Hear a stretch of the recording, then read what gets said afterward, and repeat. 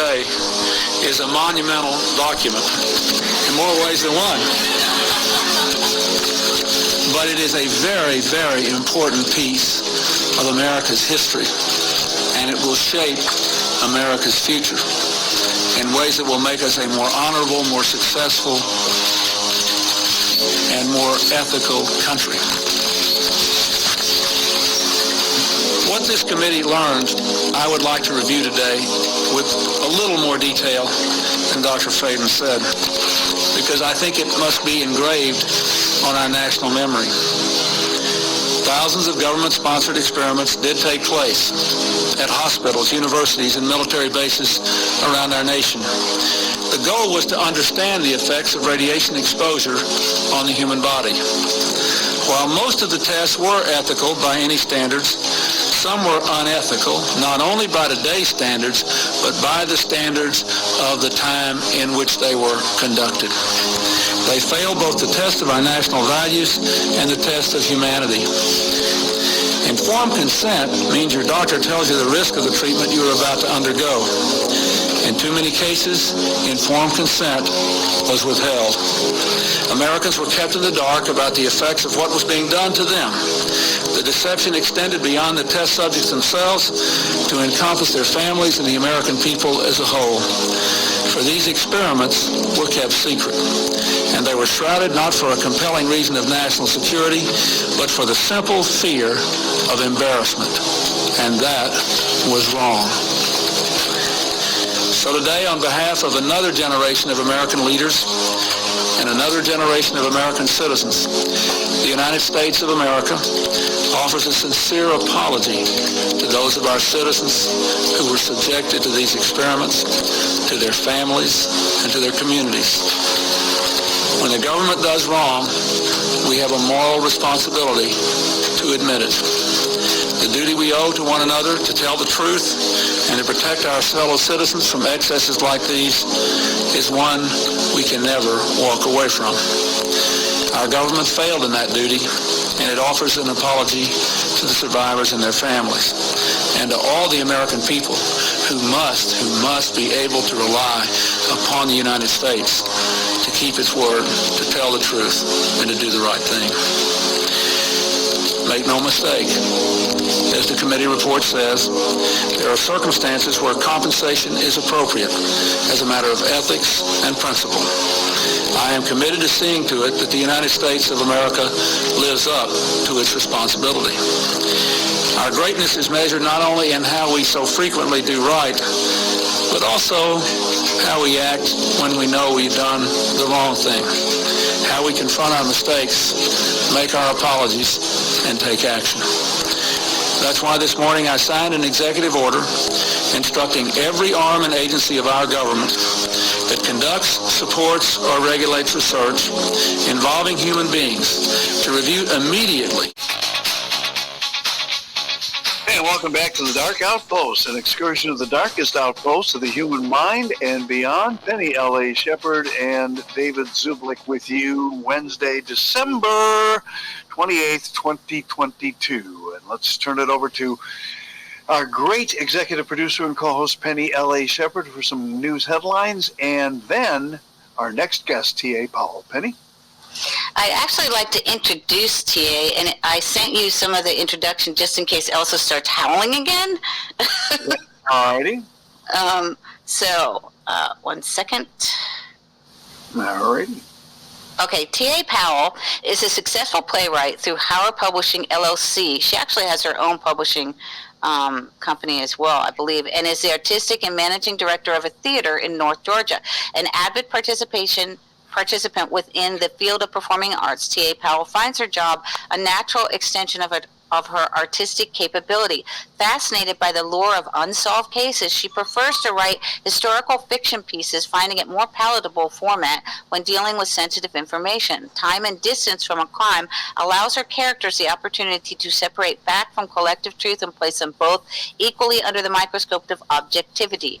Her process is to take the DNA of a case, what facts are known and what has been conjured, apply the theory of Occam's razor to each, and then carefully weave a gripping tale upon plausibility from the two. The goal of TA's writing is not necessarily to answer all the questions surrounding these unsolved cases, but to be certain they are finally heard, and works closely with researchers from CCIRI, Cold Case Investigative Research Institute, a partnership between Auburn University, Montgomery Faulkner University, and Bowdoin College on specific projects. T.A. Powell has several other novels to her credit and is currently working on a series that will continue the storyline of her historical preservation character, Caroline Horton. T.A.'s next novel, and we'll find out how accurate this is. The Coffee Pot Conspiracy surrounds the mysterious death of an alcohol, tobacco, and tax agent in southern Georgia in 1966. Featured author T.A. Powell came to our attention during the Moores Ford Bridge investigation. As author of the novel, The Danbury, and let me just go to the next thing. The Danbury Diary, based part the actual events of the Moores Ford Bridge lynching, she has been a valuable resource to the students at the Cold Case Investigative Research Institute. Through both oral and written presentation of her research, TA's intuitive investigating and due diligence to detail brings case history to life for our students. She's a wonderful storyteller as well as an advocate for justice, and is listed among CCIRI's experts. And she also, you can hear Elsa, can't you? Yes, let's do this. Faulkner University in Boulder College. BrownstoneLiteraryWorks.com is a website where you can find more information. And let's just bring her on in and start the conversation, because I have a tremendous amount of admiration for anyone involved in theater. Welcome, TA, to the program. Happy holidays to you both. Thank you. My wife is the executive director of a community theater here in Michigan, so we've been involved in theater for quite some time. Tell us a little bit about how you got involved in theater and playwriting. Oh, well, let me see. For the theater portion of that, it happens as all good adventures do with your children. One of my oldest, who's now an equity performer and performs internationally, wanted to audition for a role at the ripe old age of, I think, 10 or 11, and ended up wanting to go on stage, but at the last minute when they called her up to audition, got stage fright. And was like, please with me. And I went, well, Dave, no, you don't understand. I have a horse farm. I have no time for, just go. And so she said, well, I can't go out there without you. And I went, oh, for God's sake, all right, fine, hurry it up. We got to go. I got to go home. I got to feed horses, got to do the thing and whatever. So we got up on stage, and while I was up there, then all of a sudden, the gentleman who was directing that particular show has said, will you please audition for the role of... No, I think you misunderstood. I said, that's not the way we started.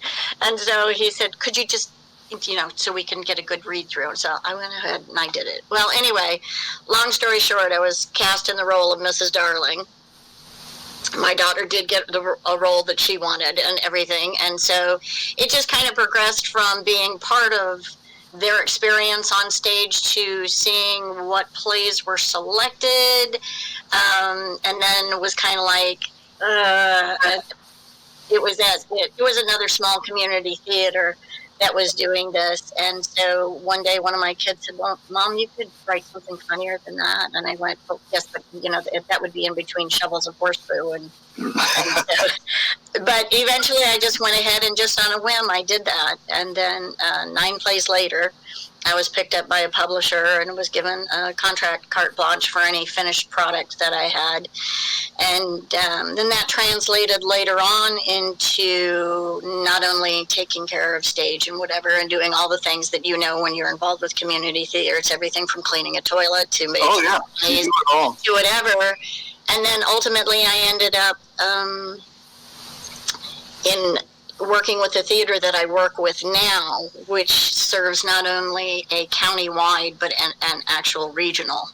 And so it was a very interesting, long little trail to get there, but have been at the helm of that particular program now for over 17 years. You deal with equity performers now? No, we do not. Ours is not an equity house, although I have worked with some former equity performers, because they're not allowed to do. Oh, I know, they got to get special permission to do it. Yes, so that's a very infrequent thing, but that's what I do to pay the bills during the day, and then, or actually it's very good therapy for the other flip side. Excellent. Well, so you and I, like I say, we have something in common, and I just wanted to compliment you and say, because theater is such a special art, and it's been undergoing a lot of weird things the last couple of years because of COVID and everything else. But playwriting, now that is really something. Putting pen to paper and getting this done. You must. Now, how does this tie in with criminal activity and the sort of stuff that we're talking about today? How did that come forth from that? Okay, the arc of this bridge, I'm going to make it really easy for you because you don't have eons of time for all of this nonsense. Sure. It went from writing plays because, not that there was a lack of material, but there was a lack of new material out there. And so once I got published with that, then I started to write another thing, and with intentions of using it within the play theatrical field, and then realized that what I was writing was much too large to put on a stage. And so my husband said, well, why don't you write a book? So it progressed from the playwriting to the historical fiction, because I'm fascinated by the factual portions of things. And generally, stories, if told well, if you want to fly under that litigious radar, you kind of have to marry the two between fiction and historical fiction. And I did that with the Danburg Diary. I did that with two separate murders that happened and then connected them via a narrative.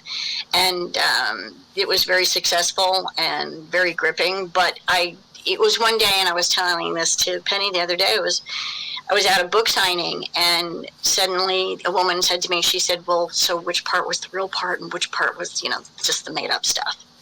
And I went, well, no, you're missing the whole point of the story.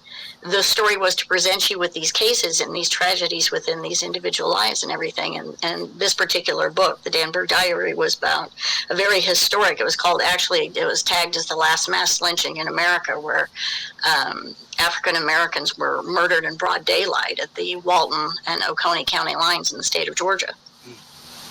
And then it was tied in with another murder that had been given, the information had been given to me by a family member. And so in doing that, then suddenly it dawned on me, I thought, well, here, having done this, I thought this was wonderful, until I realized that historical fiction, while a marvelous vehicle for getting information out there and for providing, if it still doesn't provide the clarity that you need in order to move these cases forward or to find some sort of resolution or peace for the individuals that had to go through that, then ultimately I wasn't serving the purpose that I was meant to serve, which was to bring some sort of sense of closure, some additional fact-finding. And so it was at that point that I decided that if, it's one of those things where if God can lead you to it, then he will need to see you through it, sort of thing.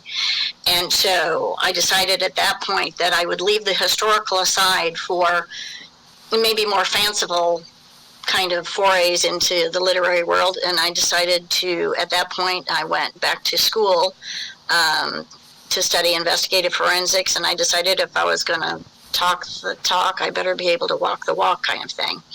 And from that point forward, then, I devoted my time to being a victim's advocate and moving forward, and only write now true crime investigative memoirs on all the cases that I work. Wow. All right. Well, give us some examples of the types of cases that you have been involved in. And how this knowledge that you gained through learning about forensics helped you to do this. It actually was extremely advantageous and fortuitous that I decided to do that. It was funny because the victim of the case that you were talking about in that biography, which was a little bit older, that was one of the original working titles for what eventually became The Thin Gray Line, was originally a working title under the Coffee Pot Conspiracy. And that was about an ATF agent. Back then they called them AT&T, Alcohol, Tobacco, and Treasury Agents, in Valdosta in 1966, whom the family had believed had been murdered, although his death was listed as suicide. And so when I started investigating that, it did take I have a much leaner process now, but the first go around, it was a 4 to 5 year process of working the case itself and then producing the manuscript afterwards.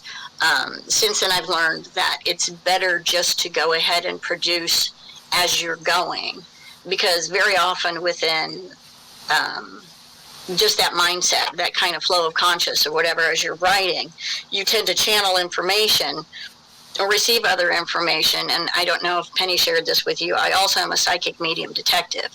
So I want to know more about that too. So while you're working with the dead and you're working with information that comes through from the dead, it helps if you kind of understand the language. And I know that sounds crazy to anybody who does not do this, but if you are a medium of some sort, if you have even just great intuition, because not everybody has the same spherical gift set, the skill sets. Some of them are only clairvoyant. I am clairsentient, clairaudient, clairvoyant,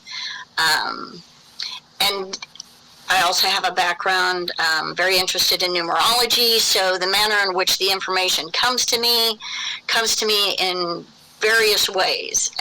But in the beginning, I realized that I needed to include this as part of my process, because it not only made the information, number one, more accessible to you, the reader, or to fellow investigators, but it made it easier for me to continue to keep track of the information that I was accumulating while working on each case. So that particular strain of narrative is called real-time progressive revelation. And what that means basically is you, the reader, will understand what I, as not only the author and the investigator, understand at the time I am writing it. So in the case of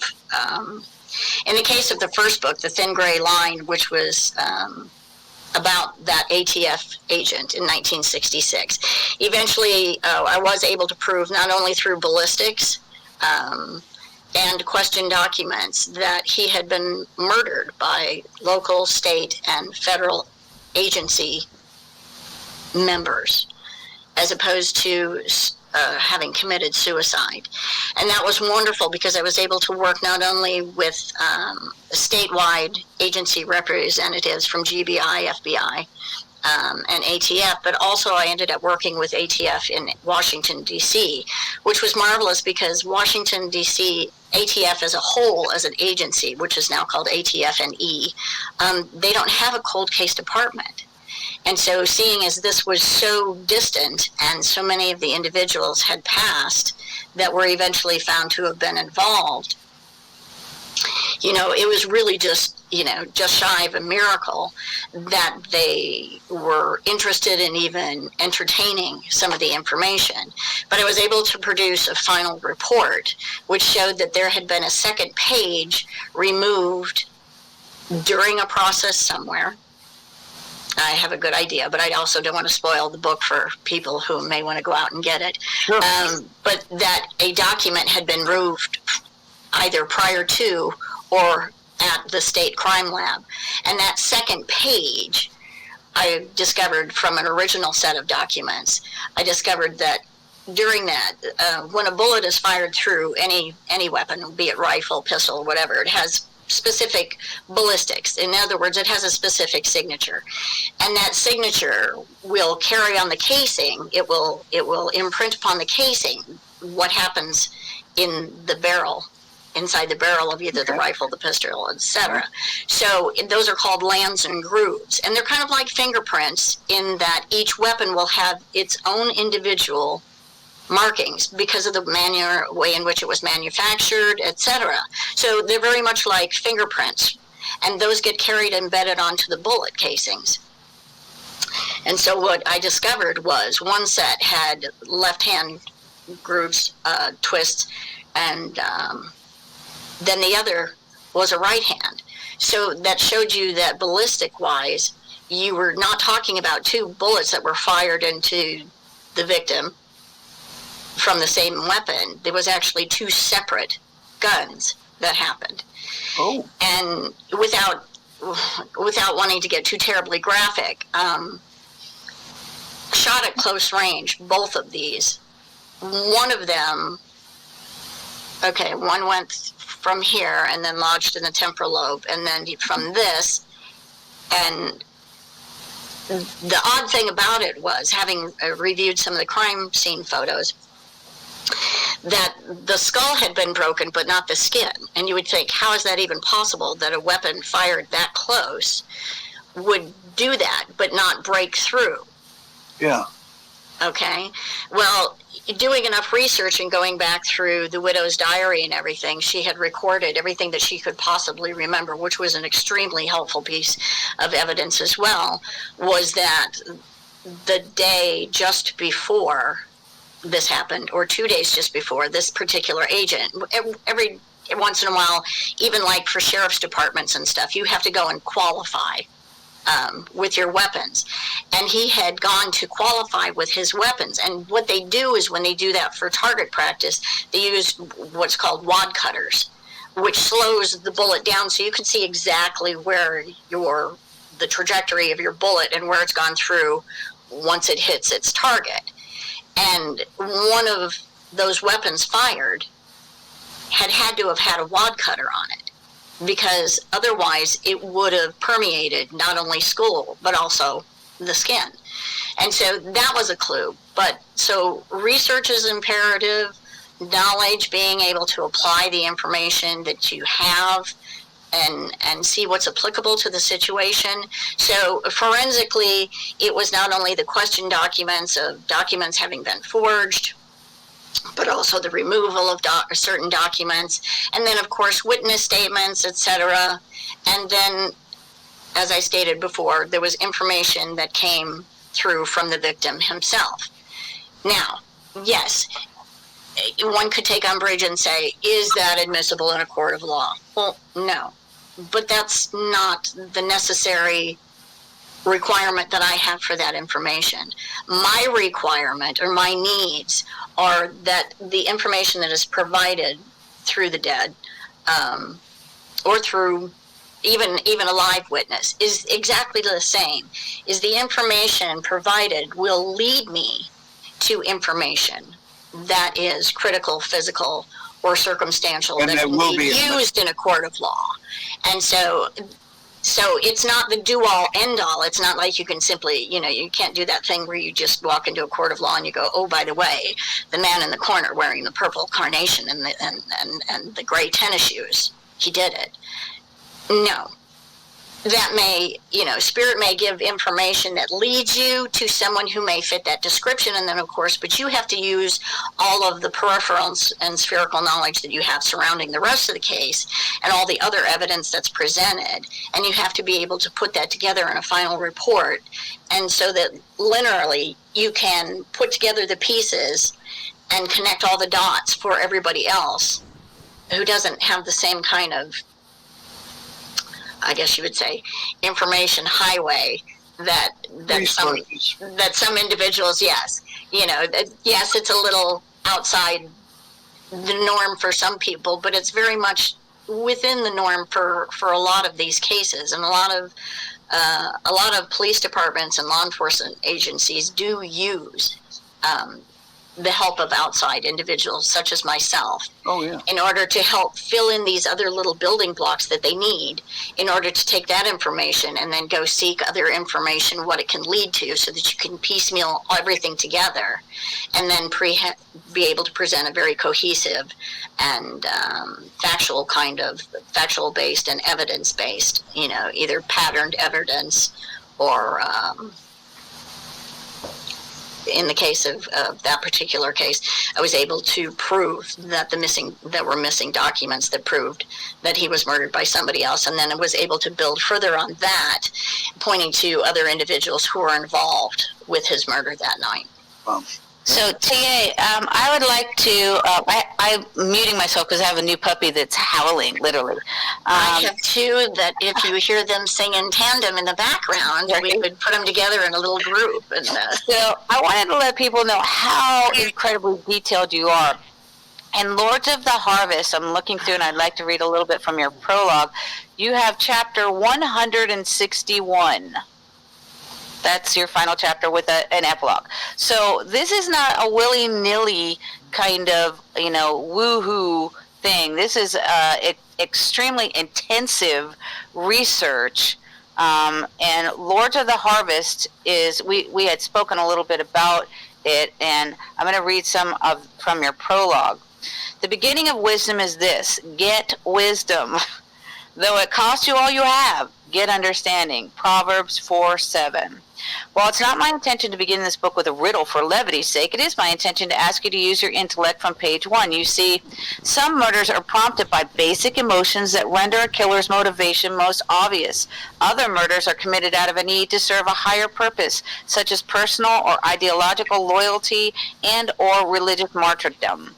But the Columbus stalking strangler murders will never rise to the elegance of such, no matter how much the perpetrators of these atrocities might insist. These graphic slayings of 7 elderly white women were executed for a series of reasons that for over almost 4 decades have gone undecipherable, and in the end were simply a part of a much larger puzzle that until now has remained hidden. So let us continue with the riddle. What is another word for thesaurus? Thought-provoking, isn't it? For how do you describe something that in essence exists only to describe everything else but not itself? I think you would agree with me then that sometimes there simply isn't a better word or group of words to describe a thing other than the words that originally describes it the best. Thus you have the reason for why the title of this book could be nothing other than Lords of the Harvest.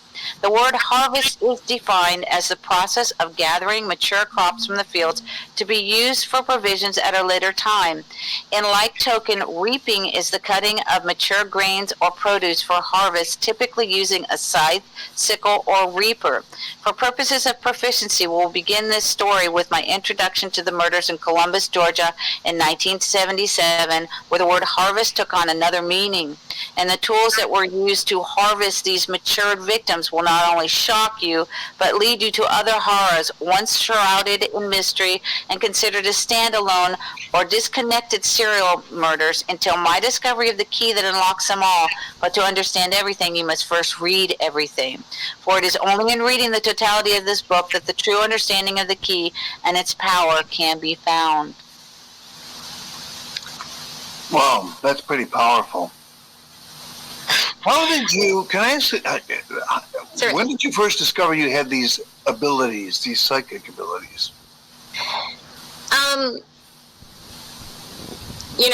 Like most intuitives or empaths, as a kid, you always think that there's something different, special, odd, whatever. So sometimes there would just be a knowing about something and not understanding why there was a knowing, but it literally, you hear people that say, I don't know how I know it, I just know this. And then it grew from that, and then in my 40s, after I had, actually right before I started writing again, I had a medical issue.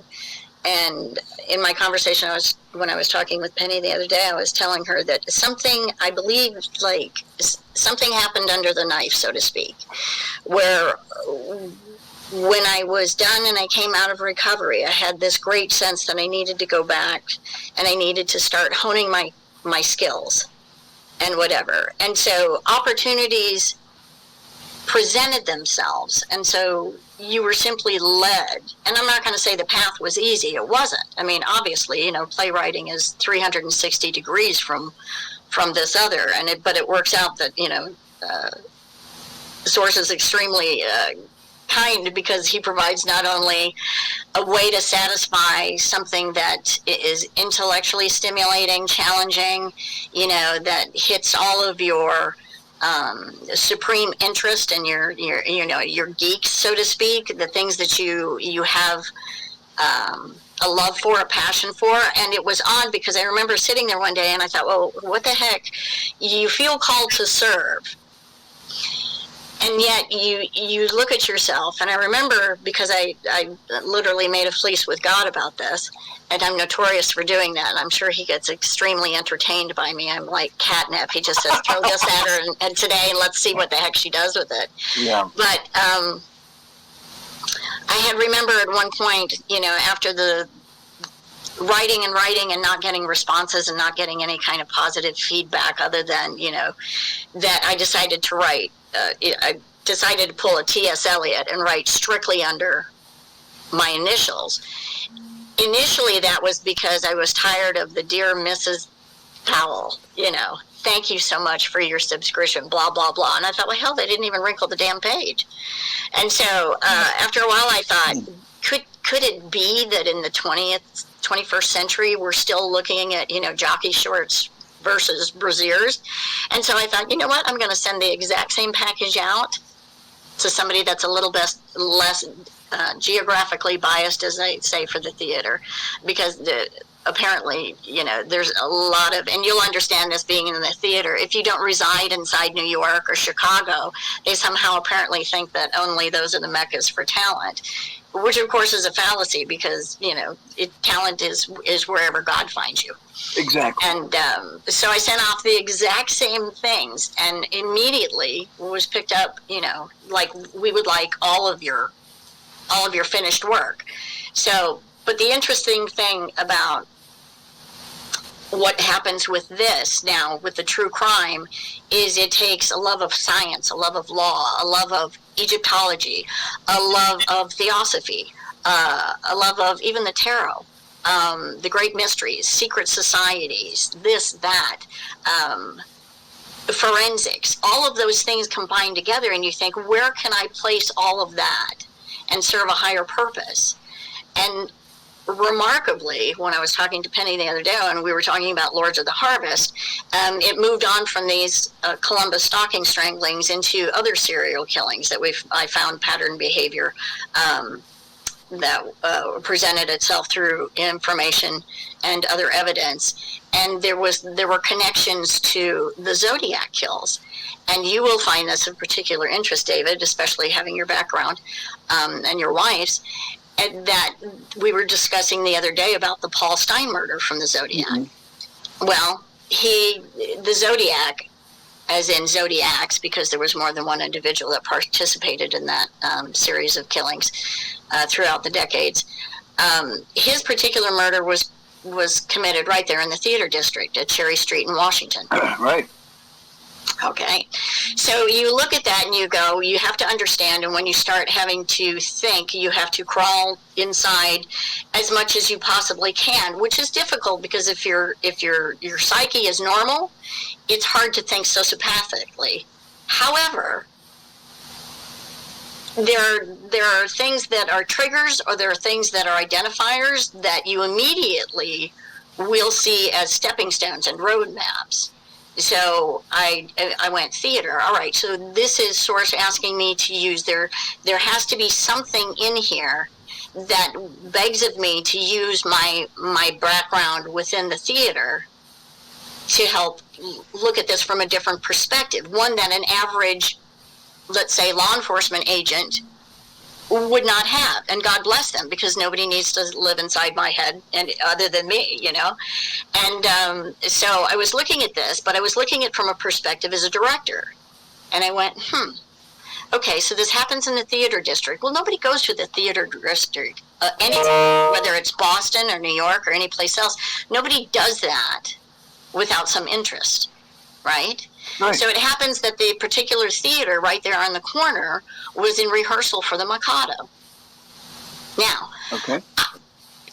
So as not to make this so convoluted that people can't track, but this is how you connect all of these little stepping stones. You have a person, a POI, a person of interest, So you have a suspect, and you understand that in his background, he also has a love of theater, great involvement within the theater. He and Be an several actor, other director, producer, someone in that field. Otherwise, he wouldn't be in that area, right? right. So when you look at it from that perspective, then you're going, okay, so this is interesting. So what other things can I tie to this? Well, that particular murder happened with a 9mm close range. The killer sent to the San Francisco Chronicle and to the San Francisco Police Department, a square of the bloodied shirt that the cab driver was wearing. In essence, he was duplicating and mimicking the same Jack the Ripper move when he cut the leather apron of one of the prostitutes that he had murdered, because he was furious with Scotland Yard for not identifying his brilliance. And so you have this exact same thing. So you start to look at the patterns, and then you look at the pattern of deviated patterns. And because it's all in there. So then I started looking at other Zodiac kills. Well, then, as I was talking to Penny about, there you had the double murder at Lake Berryessa. And the two young people who were there, and they had given, there had been descriptions of the Zodiac, right? And there were drawings. So if you later on Google and you see this drawing or whatever, sketch of what the Zodiac, he was wearing some sort of, what they said, a costume, but not necessarily costume. This was something that was clearly handmade. This was his whatever. And so as an investigator, I'm going, okay, so understanding that everything has great significance because these people were as diabolical as they were extremely intelligent and very cerebral. So that you understand the approach, then you understand that everything that they say has meaning, hidden meaning, everything that they do has hidden meaning, everything is connected to something within their specific expertise or field or whatever. So then you look at the murder again, you say, okay, so Paul Stine was murdered right there in the theater district. It gives a physical description of the serial killer, which you already know matches the direct physical description and physicality of your POI. And then you take it one step further and you say, okay, so let's go back and let's look at the sketch. Well, looking at the sketch, now your average Joe or average law enforcement agent, if he hadn't, been immersed somewhere in the arts, specific to theater, it wouldn't have triggered for any of them. So I'm not faulting anybody. But as soon as I looked at that sketch again and I looked at it through the eyes of a theatrical lens, I went, oh my gosh. Here this murder takes place right outside a theater that is in rehearsals for the Mikado. In the Mikado itself, there's a scene where it's a gravedigger scene. And they have a specific costume that these gravediggers that perform a musical number within the Mikado wears. That is the exact same outfit that matches the sketch of the Zodiac. Now, you will not see that anywhere else. That is in Lords of the Harvest, a true crime investigative memoir. And I have since spoken with several people within law enforcement, including an individual who used to be former CIA, and I told Penny about that particular thing. And that was not something that he was like, where did you get this information? Who told you? I said, no. I said, you have to understand the information was already there. It's just that because your background wasn't broad enough or eclectic enough, looking at it through the right lens. You can look at it until the cows come home, and you're never going to see, and you're not going to make the connection. But also knowing that this particular individual had performed the Mikado in his hometown and had all of the memorabilia and the decorations within his own home, and was stationed at the Presidio at the time that all of this happened. Then you start to put these, like I said, these are the little stepping stones, and these are your benchmarks that you say, okay, now I understand what this sketch means. This sketch isn't just, something that has some personal whatever. Yes, it's personal, but it's personal because he had access to costuming from the Mikado, which was at the theater being rehearsed at the same time. And then you go back and you find out that 2 of the individuals who were involved in some of these serial killings out of 4 were also theatrically based and in rehearsals. for that show at the exact same time that these murders took place. Then, of course, Incredible. you can connect that to other things. Wow. I digress. That's so, yeah, I'm sitting here on the edge of my seat. That you could. This is like the plot of a great movie. I mean, and yet here it is, real, and this is incredible, Penny. Yes. Also, the way that I found you was actually through Angela Ward from the Dixie Mafia book that you wrote. Is that the title of that? Is that The Deadline? Yes, The Deadline, it's Confessions of a Dixie Mafia Assassin. And that is currently out. Can you tell her? Can I? Okay, you glitched there for a second. What was that? Can you tell us how you met Angela? Angela, I met through a series of introductions. Hold on just a second here. It was very interesting. The case itself came to me through Phyllis Anderson, who basically, her brother and her father were both murdered by the Dixie Mafia. They too committed suicide, as all unfortunate victims connected to the mafia or to, illegal organizations such as that tend to go. But especially in the 60s, 70s, and 80s, of course, they're still extremely active as of today, and I'm sure that all of you are very well aware of that, as I am well aware of that also. But Angela, yes, I was in the process of working that particular case for Phyllis when I received information about somebody who had been a potential eyewitness to a conversation that reflected back to the Sherry murders, Judge Sherry and his wife, Margaret. And so that, she was very instrumental in helping with a lot of information in that case, because she was a very young child, but she's, as you know, has, an incredible memory, and, was working terribly hard to save her mother. And of course, that did not materialize positively for either of them in the end. But she was extremely instrumental in helping with several things. I admire her tremendously. She has an intestinal fortitude for justice and loyalty, just beyond measure. She's incredible. But she was extremely helpful because, if I might connect one more piece just to show the connection between the spiritual nature of how these things evolve. As I was telling Penny the other day, there was a connection, an impression that came through from the very beginning once I had accepted the case, because I don't accept all cases. And I only do so with guidance. And I know this sounds a little bit hokey for some folks, but divine guidance. In other words, I don't accept a case unless I know that I will be hopefully protected throughout the process.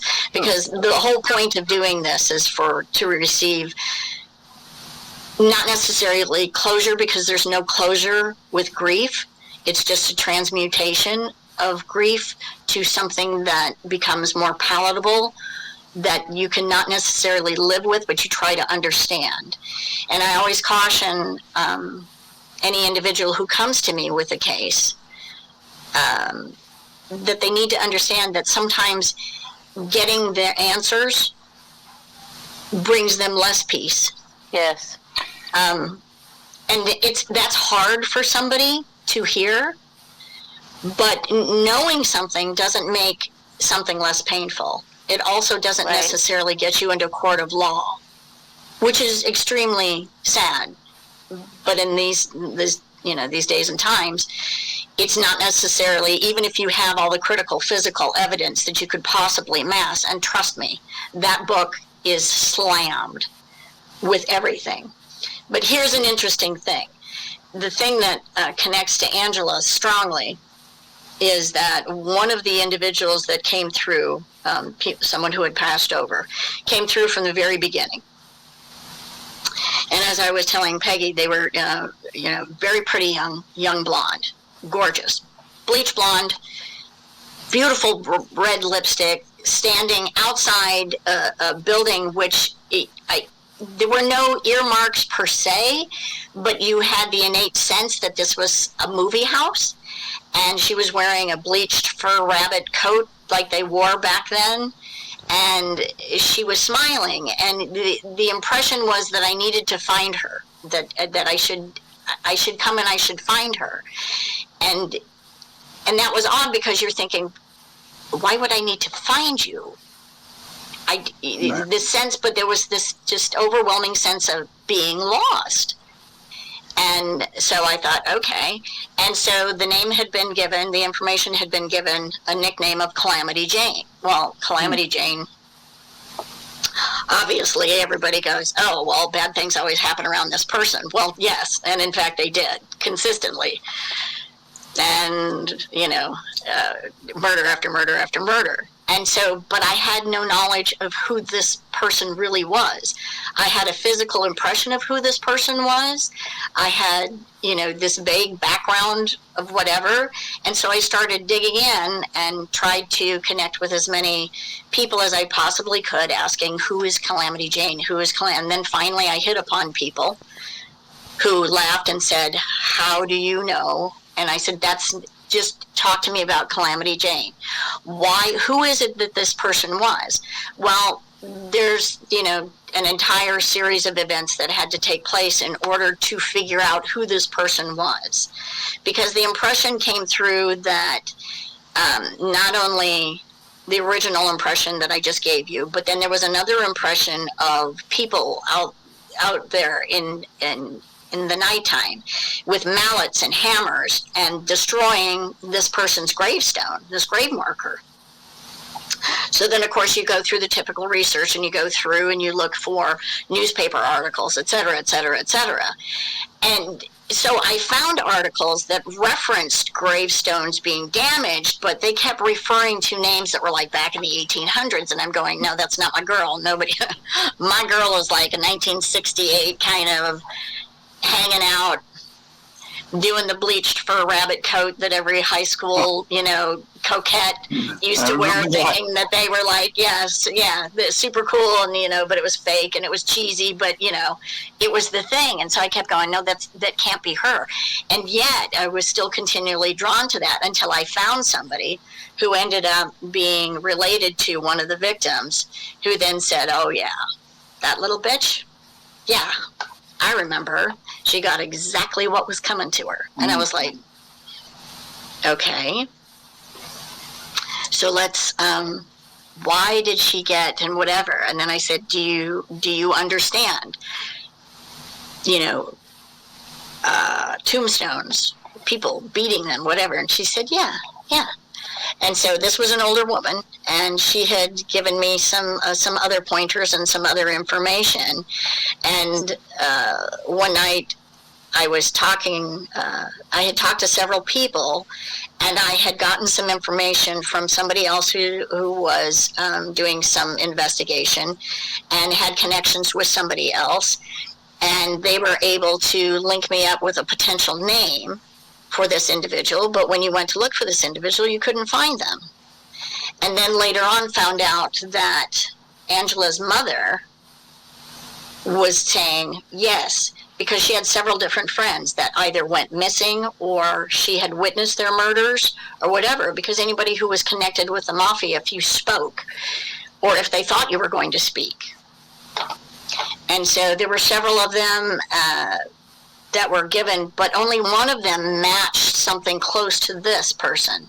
And her name, it's in the book, so I don't want to talk about it on air right now, because not that I'm pimping for sales, but because, other people's lives are involved in this. And so if someone has need of knowing, they will be able to look up. But so what was discovered was this individual, yes, had indeed been murdered by the mafia, but had been buried in a cemetery but in a section of a cemetery in Mississippi that was owned privately by a very connected family, a family that's still very connected.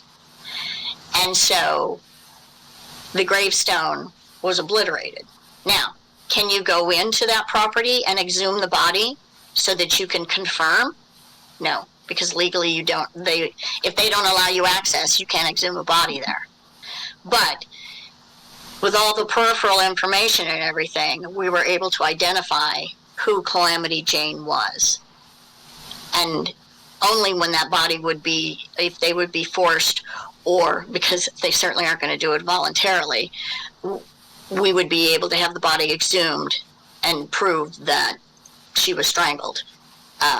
But interesting enough, when we talk about Angela, when I was talking to her and I said who it was and whatever, and her mother kind of confirmed that yes, she knew exactly where and she knew what had happened as well.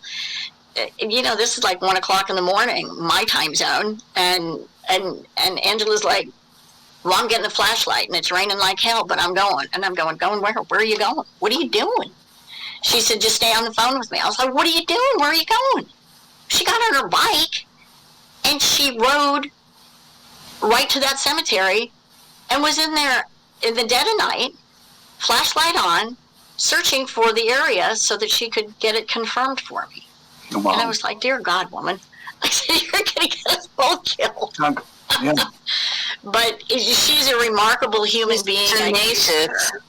Yes, I grieve for her loss.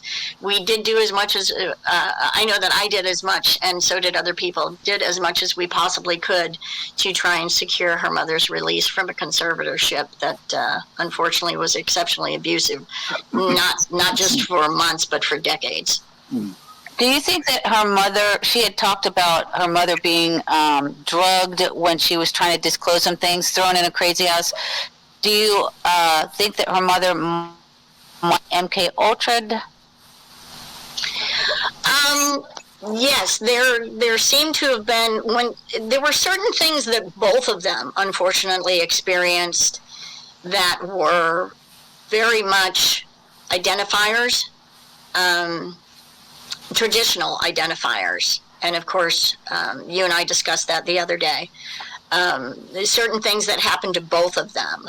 Both of them were trafficked. Both of them were owned, places that they were sent to.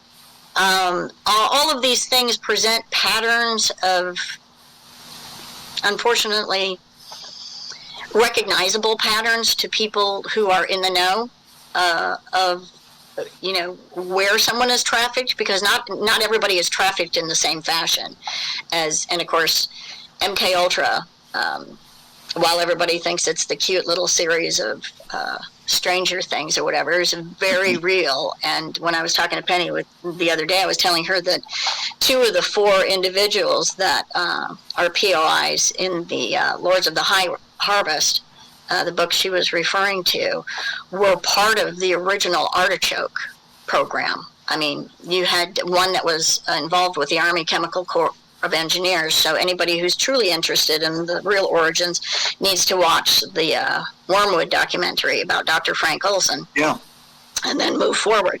So one of my serial killers was involved with the Army Chemical Corps of Engineers. 2 of those individuals were based out of the Presidio, which, nobody likes to talk about it, but all you have to do is Google 1980s, and you have all the sex scandals that you can deal with that are connected also to Michael Aquino, Lieutenant Colonel Michael Aquino out there at the Presidio in San Francisco, and 2 of the POIs that were involved in these serial killings, and which are chronicled within that book. And like she said, there's a tremendous amount of research that goes into that. The book is over 700 and some odd pages long.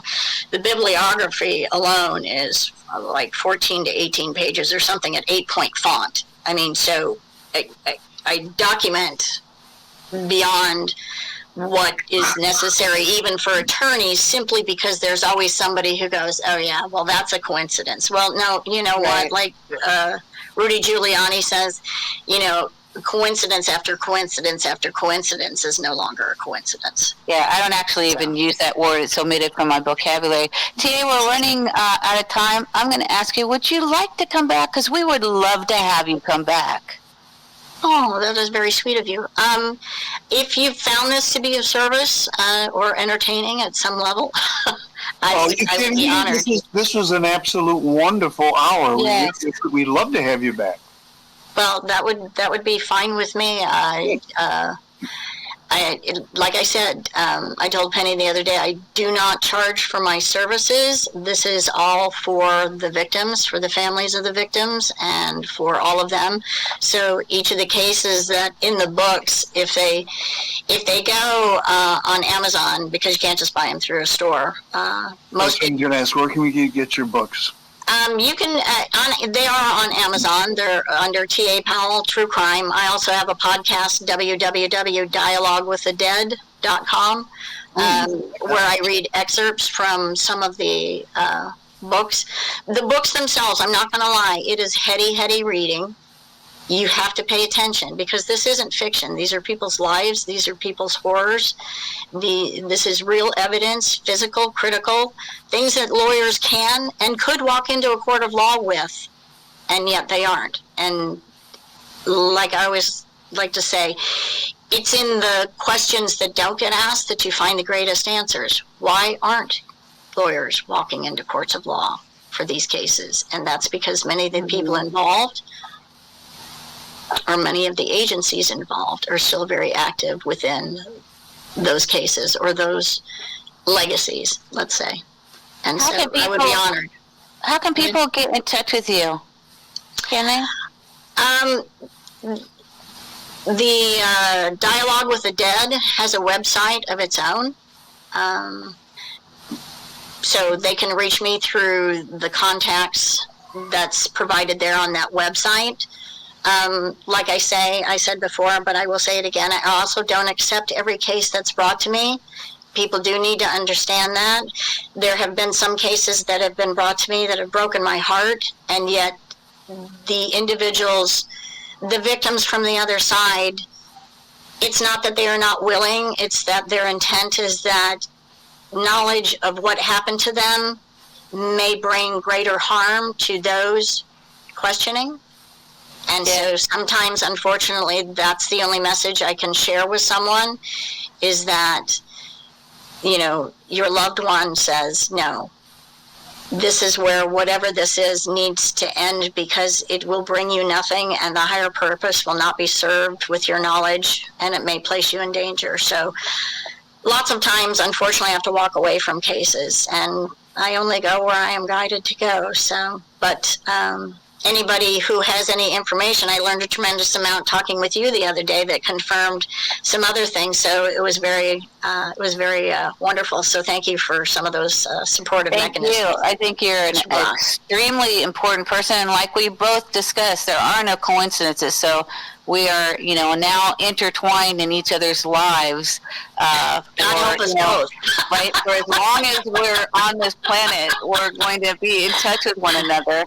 And I do want to thank you for your extraordinary work, and, you know, the quality person that I am honored to meet and to get to know further on down the road. Thank you. Thank you both, David and Penny. It's been an absolute joy. I'm really looking forward to having you back on the show. Please come back. We absolutely loved it. I would be blessed to do so. And thank you very much for your time, and enjoy the rest of your holidays. Thank you. You too. God bless you. Bye-bye now. T.A. Powell here on the Dark Outpost. That was riveting. She's absolutely amazing, David. Oh my God, she's absolutely amazing, and I highly recommend you go to Amazon.com and look up under T.A. Powell, and you'll be able to access her books. And obviously, she's still involved in theater, and this is good stuff. I want to wrap things up today with a quick story. This is interesting.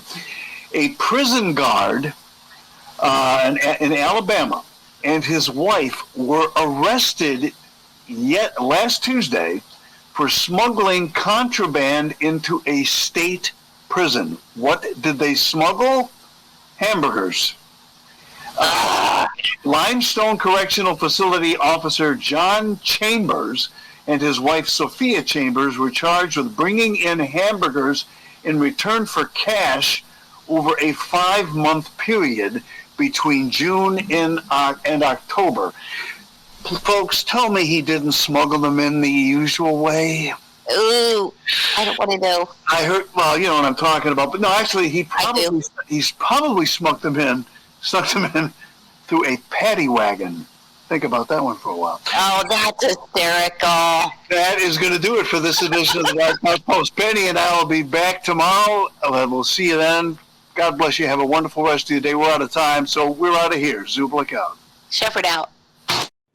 A lot of people, when they hear the term pedophile, they automatically assume that it means a sex offender, and that isn't true, and it leads to a lot of misconceptions about attractions toward minors.